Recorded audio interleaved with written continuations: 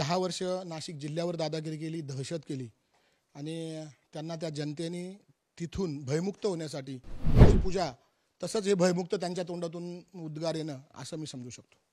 राष्ट्रवादीच्या अजित पवार गटाच्या मुंबई अध्यक्षपदाचा राजीनामा देऊन समीर भुजबळ यांनी नांदगावमधून अपक्ष उमेदवारी करण्याची घोषणा केलेली आहे। विद्यमान आमदार सुहास कांदे यांच्या विरोधात समीर भुजबळ यांनी शड्डू ठोकलाय। सुहास कांदे आपल्या सोबत आहेत। समीर भुजबळांनी भयमुक्त नांदगाव करण्याची घोषणा केली आहे, अपक्ष उमेदवारी आपल्या विरोधात या ठिकाणी करतायत। खरं तर भयमुक्त शब्दच त्यांच्या मुखामध्ये योग्य वाटत नाही। त्यांनी 10 वर्ष नाशिक जिल्ह्यावर दादागिरी केली, दहशत केली आणि त्यांना त्या जनतेने तिथून भयमुक्त होण्यासाठी हद्दपार केलं।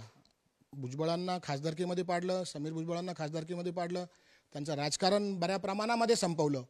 त्याच्यामुळे मला असं वाटतं की अशा म्हणजे राक्षसाच्या तोंडून सत्यनारायणाची पूजा तसंच हे भयमुक्त त्यांच्या तोंडातून उद्गार येणं असं मी समजू शकतो। पण काय कारण नांदगाव मधूनच ते निवडणूक लढवत आहे, आपल्याच विरोधात निवडणूक? त्याचं खरं कारण असं आहे, सत्य आहे परंतु कटू आहे।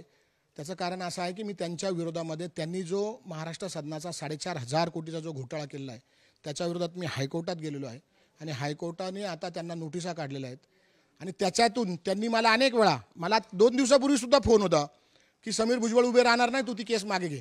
अनेक वेळा पैशाच्या ऑफर केल्या, अनेक वेळा मारण्याच्या धमक्या आल्या, अनेक वेळा अनेक गोष्टी मला आल्या। तशा मी पोलीस कंप्लेंटसुद्धा केलेल्या आहेत।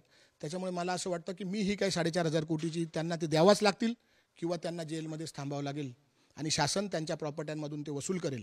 म्हणून मी कधीही ही केस मागे घेणार नाही हे या ठिकाणी मी सांगतो। कुणी ऑफर दिला नेमकं का? अनेक मधल्या जे मिडिटर्स होते त्यांनी मला अनेक लोकांनी ऑफर्स दिल्या। नेमकं काय? अनेक निनावी कॉल पण आलेत धमक्यांचे। काय ऑफर्स होता नेमकं?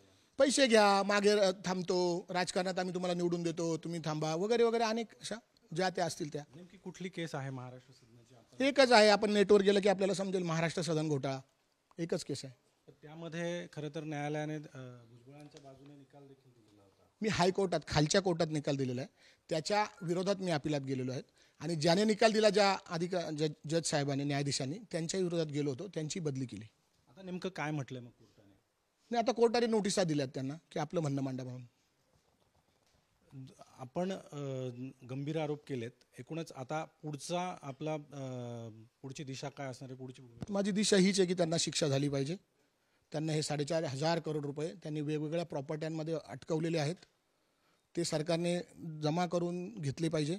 ज्या त्या ईडी असेल, CBI असेल, ACB असेल, त्यांनी ते देऊन सरकारकडे दिले पाहिजे आणि यांना आयुष्यभर याची शिक्षा म्हणून, असा गुन्हा परत कोणी करू नये म्हणून त्यांना आयुष्यभर जेलमध्ये ठेवलं पाहिजे। आपण येवल्यातून देखील निवडणूक लढवण्याचं म्हणताय? मी म्हणतोय मी येवल्यातून निवडणूक लढली पाहिजे। येवल्यातल्या लोकांना जो याने विकासाचा अंधळा पडदा ठेवलेला आहे, मला असं वाटतं खरा विकास काय हा ह्या नांदगावमध्ये समजेल, तो दाखवण्यासाठी आणि तो आम्ही विकास कसा करू भविष्यात ते दाखवण्यासाठी आम्ही येवल्यात निवडणूक लढवणार आहोत। पण आपल्याला वरिष्ठांशी किंवा मुख्यमंत्र्यांशी काही चर्चा? नाही, मला त्याची चर्चा करायची आहे, त्यांना ही सगळी परिस्थिती सांगायची आहे।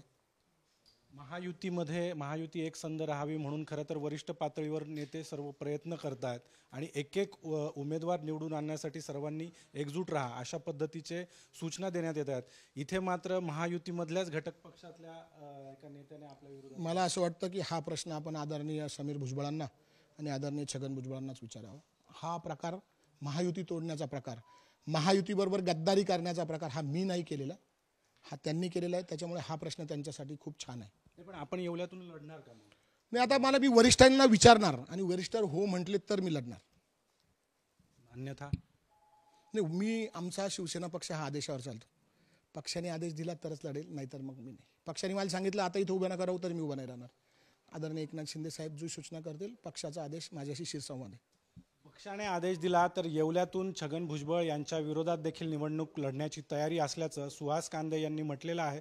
एकूणच समीर भुजबळ आणि सुहास कांदे दोन्ही बाजूने एकमेकांवर राजकीय आरोप प्रत्यारोपाच्या ज्या फैरी आहे त्या मागच्या काही दिवसांपासून रंगताना आपल्याला पाहायला मिळत होतं आणि त्यामुळेच येत्या काळामध्ये नांदगाव विधानसभा मतदारसंघामध्ये हाय व्होल्टेज पॉलिटिकल ड्रामा रंगण्याची चिन्ह जी आहे ती या ठिकाणी आपल्याला पाहायला मिळत आहेत।